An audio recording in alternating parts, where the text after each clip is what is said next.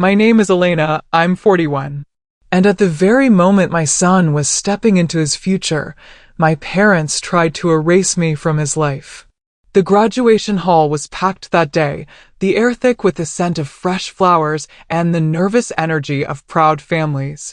Hundreds of voices merged into a symphony of celebration, camera flashes popping like fireworks as graduates crossed that stage. My heart was hammering against my ribs as I watched my boy, my beautiful, brilliant boy, walk toward his diploma.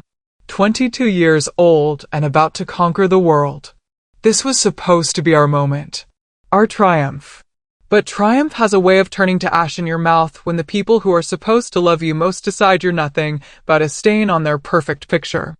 They were sitting right beside me, my parents, dressed in their Sunday best like they were attending some holy ceremony. My mother's perfume was suffocating, that same cloying rose scent she'd worn since I was a child, the one that used to comfort me but now made my stomach turn.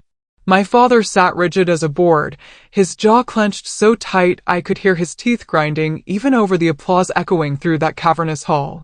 The moment my son's name was called, the moment he stepped across that stage with his cap slightly askew and that crooked smile that reminded me so much of his father, I felt my mother's bony fingers dig into my arm like talons. Elena. Her voice was a hiss in my ear, sharp and venomous. Leave. Now. I thought I'd misheard. The cheering was so loud, the celebration so overwhelming. Surely she couldn't have said what I thought she said. Not here. Not now. But my father's voice cut through my denial like a blade through silk. You're an embarrassment. Get out before you ruin this for him too. The words hit me like a physical blow. The air left my lungs in a rush, and suddenly the joyful chaos around me felt like it was happening underwater. Distant. Muffled. Unreal. An embarrassment. That's what I was to them. Not Elena, their daughter who had fought tooth and nail to put her son through school. Not Elena, who had worked 3 jobs to make sure he never went without. Not Elena, who had sacrificed everything, my marriage, my health, my own dreams, to give him a chance at something better. Just an embarrassment.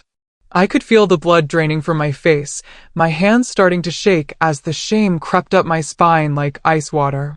Around us, families were hugging, crying happy tears, taking pictures they'd treasure forever. And here I was, being told to disappear from my own son's graduation like some dirty secret that needed to be hidden. The worst part? The absolute worst part was that for a moment, just one terrible, weak moment, I almost did it. I almost stood up and slunk away like the worthless creature they believed me to be. The old Elena, the broken Elena who had spent years accepting their judgment, their disappointment, their endless criticism, she was ready to comply. But then something inside me snapped. Maybe it was seeing my son's face light up as he spotted me in the crowd. Maybe it was the way he raised his diploma just slightly in my direction, a small gesture that said this moment belonged to both of us. Or maybe it was just 20 years of swallowed pride finally refusing to go down. I was turning to leave, God help me, I was actually turning to leave, when the principal's voice boomed over the microphone, cutting through the celebration like thunder. Before we continue with our reception, I'd like to take a moment to recognize some very special guests. His words stopped me cold. Stopped everyone cold. The hall fell silent except for the rustle of programs and the squeak of chairs as hundreds of people turned their attention back to the stage. Before we begin, drop a comment below with your country and what time it is right now where you're watching. Whether it's sunrise in the United Kingdom, midnight in New York, afternoon in Canada, or evening in Australia, I want to know. Don't just sit back. Tell me where in the world you are. Now, let's dive into the story. The humiliation from that graduation followed me home like a shadow that had learned to feed on shame. My apartment, if you could even call it that, was a study in everything I'd lost over the years. One bedroom, thin walls that let in every sound from the neighbors, and a persistent dampness that no amount of cleaning could chase away. I sat in my kitchen that night, the overhead light flickering like it was having its own nervous breakdown, and stared at the congratulations card I'd bought for my son. $23. That card had cost me $23 I couldn't really afford, but I'd wanted it to be perfect. Gold lettering, thick cardstock, the kind of card that said, "I'm proud of you," in a way that mattered. Now it sat unopened on my scratched-up table, mocking me. The smell of Mrs. Chen's dinner was seeping through the wall, garlic and ginger, and something rich that made my stomach growl. I'd been living off crackers and instant coffee for 3 days, stretching my grocery money until my next shift at the diner. The irony wasn't lost on me. My parents had just told me I was an embarrassment at my son's graduation, and here I was proving them right by living in poverty. Through the thin walls, I could hear the Kowalskis arguing again. Their voices rose and fell like angry waves, the same fight they'd been having for months about money, about his drinking, about her mother coming to visit. Usually, their drama was just background noise to my own misery, but tonight it felt different. Tonight it felt like an accusation. This is what you've become, Elena. This is your life. Listening to other people's problems through paper-thin walls while your own family treats you like garbage. The silence in my apartment pressed against me like a physical weight. No congratulatory calls. No proud relatives wanting to share in the celebration. Just me and the flickering light and the growing certainty that maybe my parents had been right all along. Maybe I was nothing but a disappointment wrapped in delusions of adequacy. But then, and this is where the real anger started to build, the kind that burns slow and steady like a coal in your chest, I remembered something my grandmother used to tell me. She'd passed 5 years ago, the only person in my family who had ever looked at me like I mattered, and her words came back to me with startling clarity. Mija, she'd say in that voice like warm honey over broken glass, never let anyone make you smaller than you are. Not even family. Especially not family. I'd forgotten that advice somewhere along the way, buried it under years of criticism and conditional love and the exhausting effort of trying to be good enough for people who had decided I never would be. But sitting there in my dim kitchen with the smell of other people's happiness drifting through the walls, I felt that spark of defiance my grandmother had planted in me all those years ago. They wanted me to disappear? Fine. But I'd disappear on my own terms. If you've ever been rejected by your own family, hit subscribe, don't just stay quiet. Let's see how many of us share this pain. The call came on a Tuesday morning while I was getting ready for my shift at the diner. I almost didn't answer unknown number, and I'd learned the hard way that unknown numbers usually meant debt collectors or telemarketers or some other reminder of how thoroughly I'd failed at the game of life. But something made me pick up. Maybe it was the professional ringtone, or maybe it was just the desperate hope that someone, somewhere, had good news for me. Ms. Elena Vasquez? Speaking. My voice came out rough. I'd been crying the night before, not sobbing, just that quiet, steady weeping that happens when you finally stop fighting the truth of your situation. This is David Morrison from Morrison, Chin and Associates. I'm calling regarding the estate of Isabella Vasquez.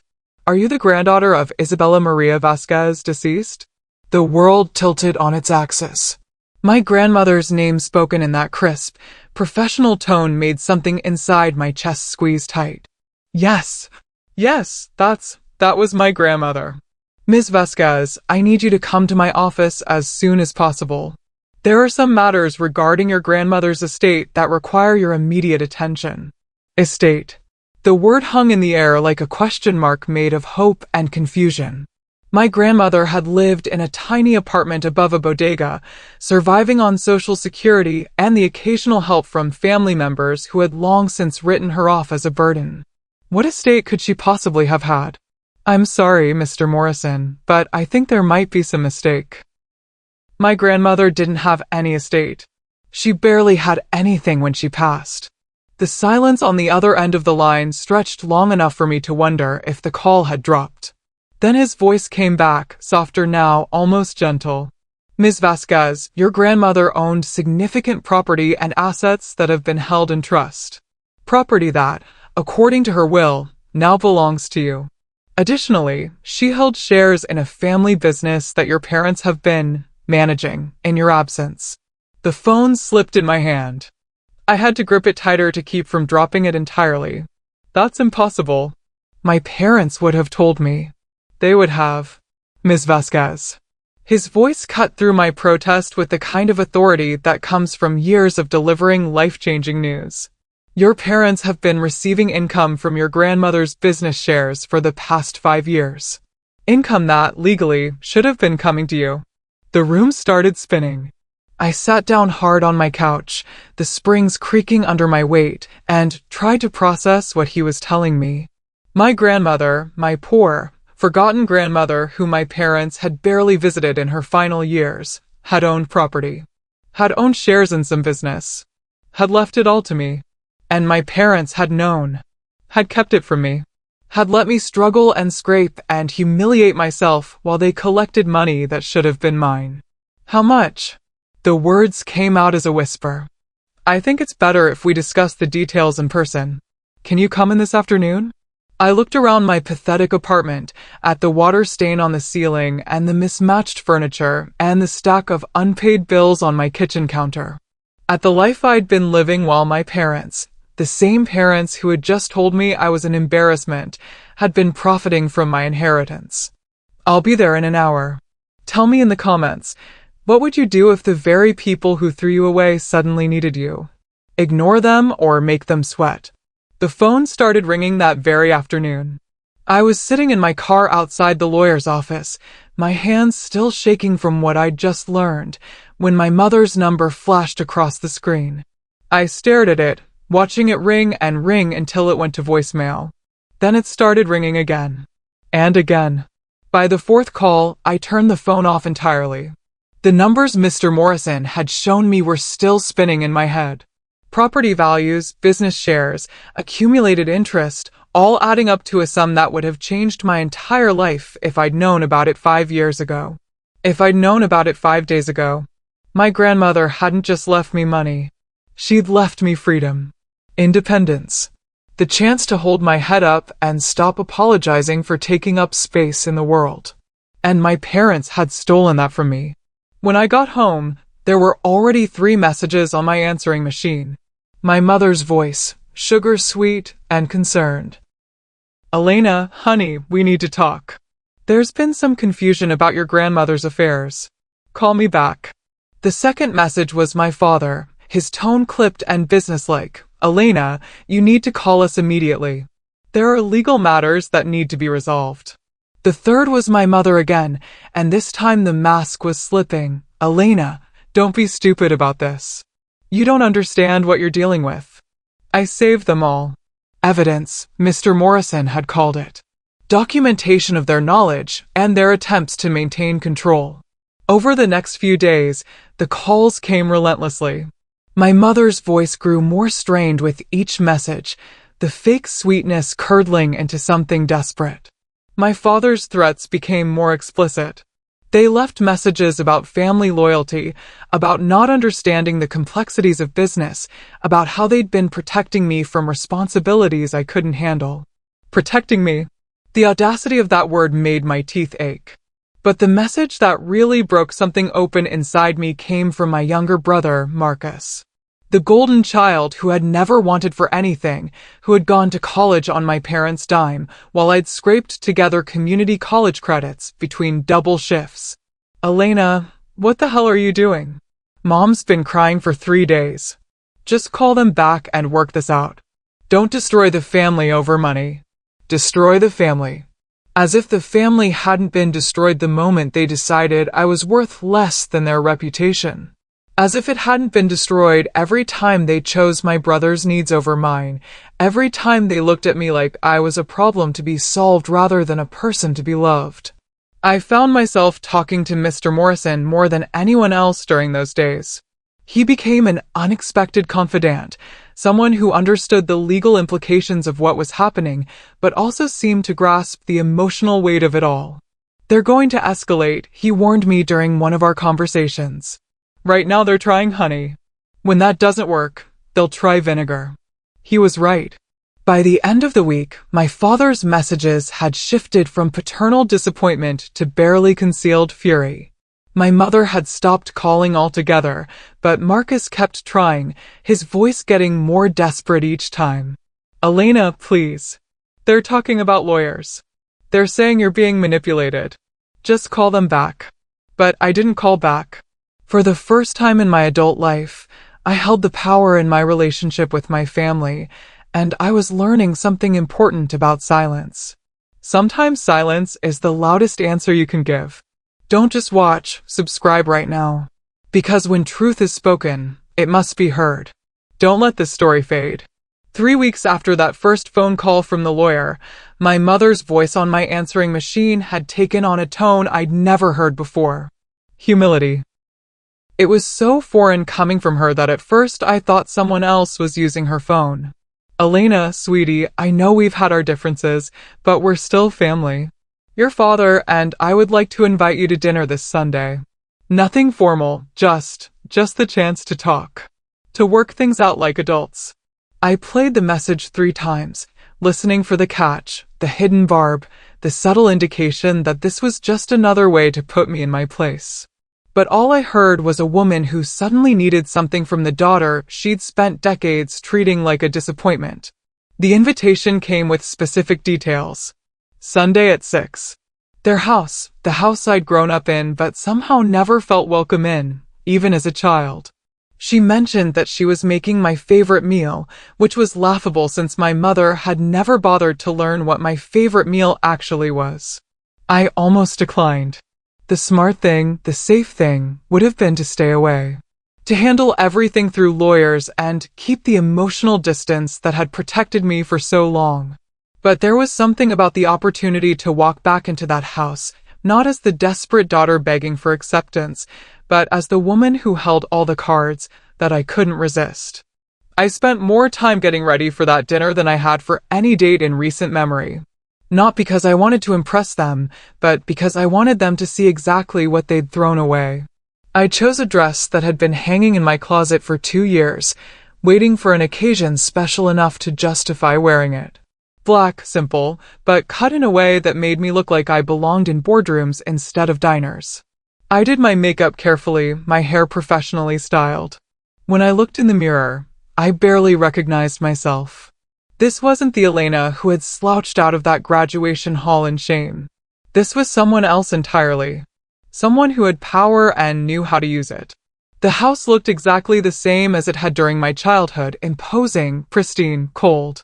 The kind of place where you learned early not to touch anything valuable or leave fingerprints on the furniture. My mother answered the door, and I watched her face cycle through surprise, assessment, and something that might have been respect. Elena. You look wonderful, sweetheart. Sweetheart. She hadn't called me that in over a decade. The dining room was set like a stage for reconciliation. The good china, the crystal glasses that only came out for holidays and important guests, candles flickering in silver holders. The table practically glittered under the chandelier, but the air was sharp with tension that cut through all that manufactured elegance. My father stood when I entered, which was more courtesy than he'd shown me in years. He looked older somehow, diminished. The commanding presence that had intimidated me throughout my childhood seemed smaller now, almost frail. Elena. He nodded formally, like we were business associates meeting for the first time. I took my seat, not the place they'd set for me at the side of the table like some afterthought, but the chair directly across from my mother. The position of power. The place where I could look both of them in the eye and watch their faces when the masks finally came off. The meal proceeded with excruciating politeness. They asked about my work they'd never shown interest in before. They mentioned my son's graduation, the same graduation they'd tried to exclude me from with careful pride.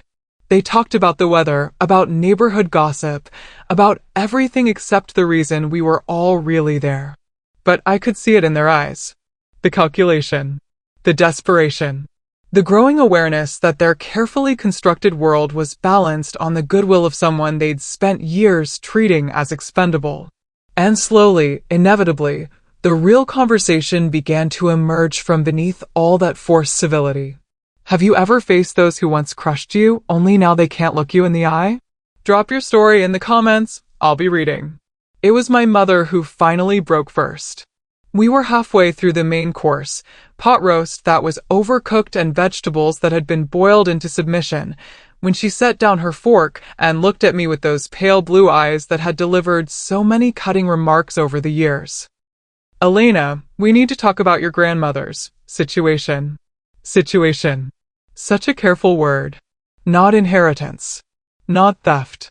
Not the systematic fraud they'd been committing for 5 years. Just a situation that needed to be managed. What about it? I kept my voice level uninterested. I cut another piece of meat with surgical precision and chewed slowly, letting the silence stretch between us. My father cleared his throat. There seems to have been some misunderstanding about the estate. Some irregularities in how things were handled. Irregularities. I tasted the word like wine. Is that what we're calling it? Elena. My mother's voice carried that familiar edge, the tone that had always meant I was about to be put in my place. But this time, something was different. This time, she caught herself, softened her expression, tried again. Elena, sweetheart, you have to understand. When your grandmother passed, you were going through such a difficult time. The divorce, the financial struggles. We thought it would be better to handle things quietly until you were more stable. The lies came so smoothly, I almost admired the artistry of it. They'd had 5 years to perfect the story, 5 years to convince themselves that their theft had been mercy in disguise. More stable. I set down my fork and leaned back in my chair.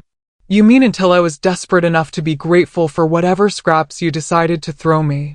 That's not fair, my father interjected. We've always tried to help you, Elena.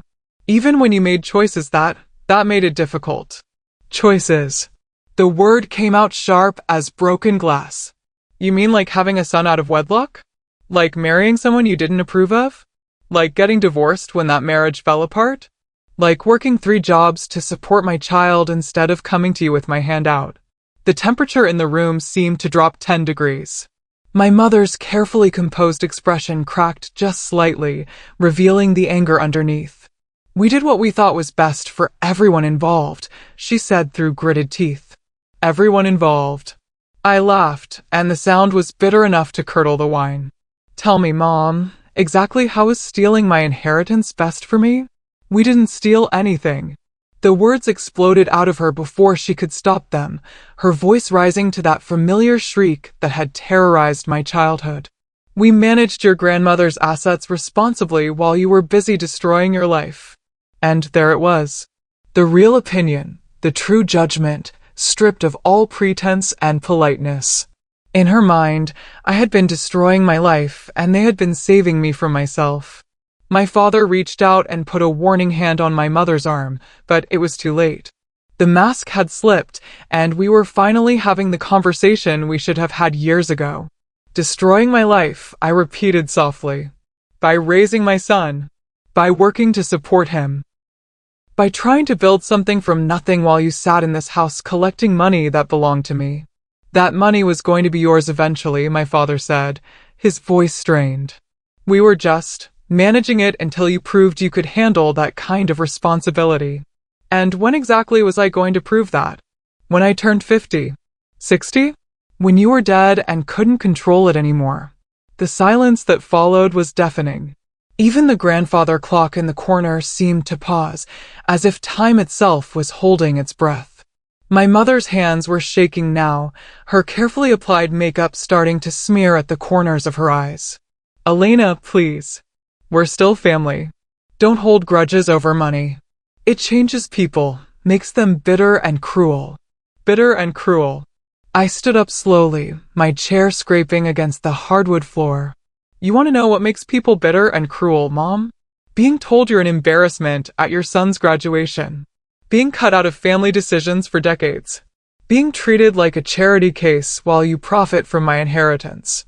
I picked up my purse, checking to make sure I had my car keys. The meal sat unfinished on the table, the candles still flickering like the dying embers of whatever relationship we'd pretended to have. Where are you going? My father asked, panic creeping into his voice. Home. I headed toward the door, then paused and turned back. Oh, and Dad? You'll be hearing from my lawyer in the morning. All of it, the property, the business shares, The 5 years of accumulated income, it's all coming back to me. Every penny. Elena, wait. My mother was on her feet now, desperation naked on her face. We can work this out. We're family.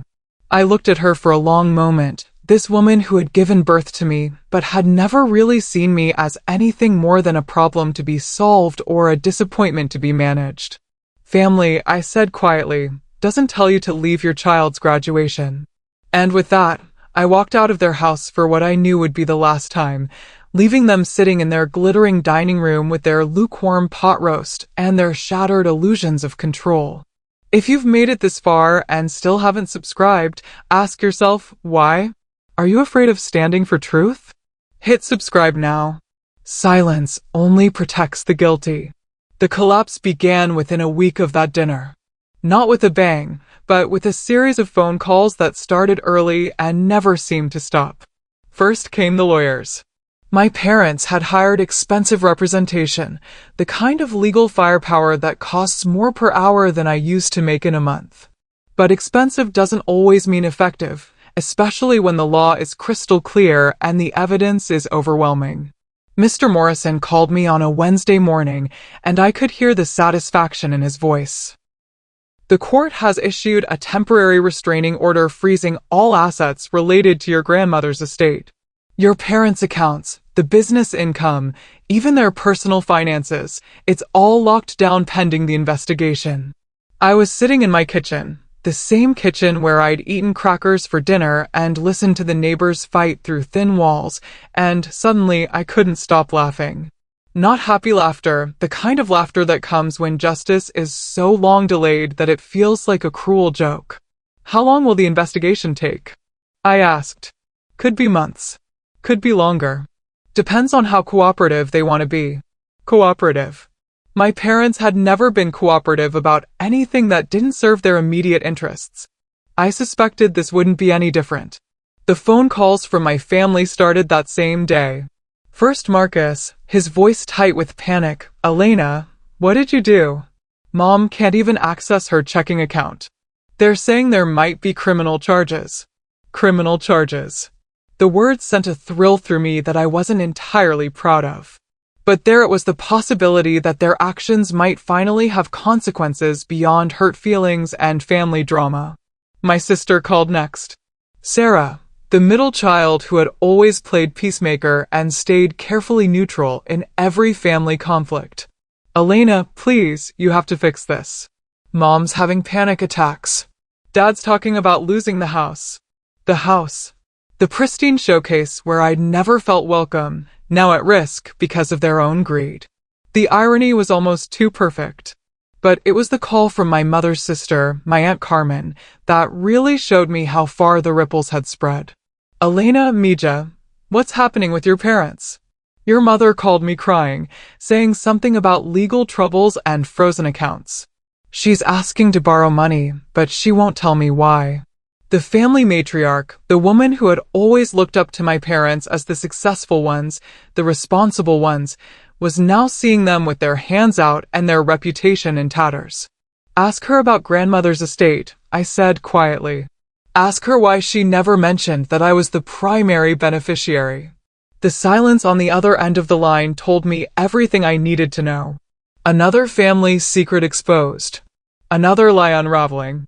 Within 2 weeks, the whispers had spread through their entire social circle. My parents had built their identity around being pillars of the community, successful, respectable, the kind of people other people looked up to. Now they were the subject of gossip at church functions and neighborhood barbecues. I heard about it through my son, who had been fielding his own awkward conversations. Mom, people are asking me about Grandma and Grandpa's legal troubles. What do I tell them? Tell them the truth, I said. That they took money that belonged to me and got caught. The truth. Such a simple concept, but it had the power to level mountains when it finally came to light. My brother called again, his voice raw with exhaustion. Elena, please. They're talking about selling the house. Mom hasn't eaten in 3 days. Can't you just let this go? Let it go. As if 20 years of being treated as lesser could be erased with a word. As if the shame of that graduation day could be forgotten because they were finally facing consequences for their actions. No, I told him. I can't let it go. And you know what, Marcus? I shouldn't have to. The final blow came when my father's business partner, the same business that had been generating income from my grandmother's shares, called to inform him that their contract was being terminated. Too much negative publicity, too much uncertainty about the legal issues. Bad for the company image. My father had spent 30 years building that business relationship. Now it was gone because his past had finally caught up with him. Comment the word justice if you believe karma never fails. The courthouse steps were slick with morning rain when I climbed them for what I knew would be the final hearing. 6 months of legal proceedings, 6 months of depositions and document reviews and carefully worded motions, all leading to this moment. My parents were already inside when I arrived, sitting in the front row with their expensive lawyers. They looked smaller somehow, diminished by the weight of their exposed lies. My mother's hair was perfectly styled as always, but there were lines around her eyes that hadn't been there at the beginning of this ordeal. My father sat rigid beside her, his jaw set in that familiar expression of stubborn defiance, but his hands were shaking. They didn't look at me when I walked in. Couldn't look at me. Judge Martinez was a woman in her 60s with silver hair and eyes that had seen every kind of human failing imaginable. She reviewed the case file with methodical precision, occasionally glancing up to assess the people whose lives she was about to reshape. This case, she began, her voice carrying the authority of decades on the bench, involves the misappropriation of estate assets over a period of 5 years. The evidence shows a clear pattern of deception and financial misconduct. My parents' lawyer tried one last desperate gambit, arguing about family dynamics and misunderstandings and the complexity of estate law. But the judge cut through his polished rhetoric with surgical precision. Counselor, the law is quite clear on this matter. The deceased's will explicitly names Ms. Elena Vasquez as the primary beneficiary. There is no ambiguity here, no room for interpretation. Your clients knowingly diverted assets that belonged to someone else. The words hung in the air like a judgment from on high. Knowingly diverted. Legal language for theft, but theft nonetheless. Furthermore, Judge Martinez continued, the court finds that the defendant's actions were not merely negligent, but deliberately deceptive. They concealed the existence of these assets from the rightful beneficiary while profiting from them personally. I watched my father's face as the judge spoke. Watched the last vestiges of his arrogance crumble as the reality of his situation finally penetrated his denial. This wasn't a family dispute that could be managed with manipulation and guilt trips. This was the law, and the law didn't care about his reputation or his wounded pride. The court hereby orders the immediate return of all assets, properties, and accumulated income to Ms. Elena Vasquez. Additionally, the defendants will be responsible for all legal fees and court costs associated with this case. The gavel came down with a sound like thunder. It was over. My parents sat in stunned silence as their lawyer gathered his papers and whispered something about appeals and next steps. But we all knew there would be no appeals. The evidence was too clear, the law too straightforward. As people began filing out of the courtroom, I found myself standing alone for a moment, absorbing the magnitude of what had just happened. 5 years of stolen income. Property that should have been mine all along. Money that could have changed my life, my son's life, years ago. But more than the money, more than the property or the business shares or any of the tangible assets, I had gotten something else. Something that couldn't be quantified or deposited in a bank account. I had gotten my dignity back. My mother approached as I was leaving, her face streaked with tears and mascara. For a moment, I thought she might apologize. Might finally acknowledge what they had done to me, to our family, to any hope of real reconciliation. Instead, she looked at me with eyes full of bitterness and said, "I hope you're happy now, Elena. I hope destroying your family was worth it." I looked at this woman who had given birth to me, but had never really been a mother.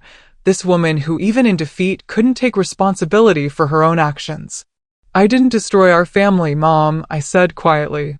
You did that the day you decided I wasn't worth the truth. And then I walked away, out of that courthouse and into the sunlight, finally free from the chains of their judgment and disappointment. I didn't look back. The walk home from the courthouse was different from any walk I'd ever taken in my life. Each step felt lighter, as if I was finally moving forward instead of just surviving in place. The rain had stopped, and the afternoon sun was breaking through the clouds in those dramatic shafts that make you believe in redemption. 6 months ago, I had been living in a cramped apartment, stretching every dollar, working myself to exhaustion just to keep my head above water. Today, I was walking toward a different future entirely, not just because of the money. Though the financial security was life-changing, but because of what the money represented. It represented truth finally acknowledged, justice finally served, a lifetime of being treated as less than finally overturned by a court of law. My phone buzzed as I walked. A text from my son, Mom, I heard about the court decision. I'm proud of you. You did the right thing. The right thing. For so many years, I'd been told that the right thing was to keep peace in the family, to swallow my pride, to accept whatever scraps of affection and respect they were willing to offer. But the right thing, it turned out, was standing up for myself, demanding the truth, refusing to be erased. I thought about my grandmother as I walked, the woman who had left me this gift of independence that my parents had tried to steal. She had seen something in me that they never had worth. Potential. The strength to build something better. Never let anyone make you smaller than you are, Mija. Not even family. Especially not family. Her words echoed in my mind as I turned onto my street, but for the first time in years, I wasn't walking toward that cramped apartment with its thin walls and broken dreams. I was walking toward possibility. Toward a life where I didn't have to apologize for taking up space in the world. The irony wasn't lost on me. My parents had spent decades trying to make me disappear, trying to erase my voice from family decisions and family celebrations. They had told me to leave my son's graduation in shame, as if my presence somehow diminished their perfect image. But in the end, it was their shame that had been exposed. Their lies that had been unraveled. Their carefully constructed facade that had crumbled under the weight of truth. I wasn't disappearing anymore. I was finally, fully appearing. As I reached my front door, I realized that this was the last time I would walk up these particular steps to this particular apartment. Tomorrow, I would start looking for something better. Something worthy of the woman I had rediscovered in that courtroom. My neighbor, Mrs. Chin, was tending her small garden plot beside the building. She looked up as I approached, her weathered face creasing into a smile. Elena, you look different today. Happy. It had been so long since anyone had described me that way that I'd almost forgotten it was possible. I am happy, Mrs. Chen. For the first time in a very long time, I'm happy. She nodded as if this made perfect sense, as if happiness was something that could be cultivated like her tomatoes, with patience, care, and the right conditions. Inside my apartment, I looked around at the space that had sheltered me through the worst period of my life. The water-stained ceiling, the mismatched furniture, the stack of unpaid bills that would never again represent an existential threat to my security. This place had been a refuge when I needed one. But it had also been a prison of sorts, a daily reminder of how far I'd fallen from the life I'd once imagined for myself. Now it was simply a chapter ending. A story concluding so that a new one could begin. I walked to the window and looked out at the street where I'd walked countless times in defeat, in exhaustion, in the kind of bone-deep weariness that comes from fighting battles you don't think you can win. The same street looked different now, brighter somehow, full of possibility instead of limitation. My reflection stared back at me from the glass, not the broken woman who had slunk away from her son's graduation in shame, but someone else entirely. Someone who had faced down the people who were supposed to love her most and refused to let them diminish her anymore. Someone who had learned that sometimes the loudest answer you can give is silence, and sometimes the greatest victory is simply refusing to disappear when people want you to. They had told me to leave in shame. Now I was leaving by choice and with pride. What would you have done if this was your life? Tell me in the comments. And if you've watched till the end, but still haven't subscribed, be honest with yourself. Why walk away when the truth is right in front of you? My name is Elena. I'm 41 years old. And this is what it looks like when someone who has been made small for too long finally remembers how to take up space in the world. This is what justice feels like when it finally comes home.